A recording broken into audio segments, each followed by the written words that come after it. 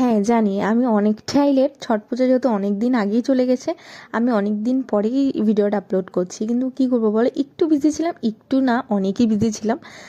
মানে ভিডিও আমি তোমাদের জন্য ঠিকই করি, কিন্তু ভিডিওটা যে এডিট করে আমি পোস্ট করবো সেই টাইমটুকুই আমার কিছুতেই হচ্ছিল না। সে কারণেই অনেকটা লেট হয়ে গেল। তাও আমি তোমাদের জন্য কিন্তু ভিডিওটা পোস্ট করেছি। যাই হোক, এসব কথায় পরে থাকবে। এখন দেখো আমরা সবাই বেরিয়ে পড়েছি, আর আমার মামাবাড়ির থেকে যেহেতু ঘাটটা অনেকটাই দূরে, সে কারণে কিন্তু আমরা গাড়ি বুক করে নিয়েছি, আর গাড়িতে আমরা ডালাটাও নিয়েছি। তো এদিকে দেখো আমরা ঘাটে পৌঁছেও গেলাম। প্রথম আর্গ মানে হলো সূর্য মামা যখন ডুবে যায় সেটার পূজা করা, আর দ্বিতীয় আর্গ মানে হলো যখন সকালবেলা সূর্য মামা উঠে সেটার পূজা করা। তখন পূজাটা কিন্তু পুরো সম্পূর্ণভাবে শেষ হয়ে যায়। এই 4টে দিন কিন্তু আমরা খুব মজা করেছি, খুব এনজয় করেছি।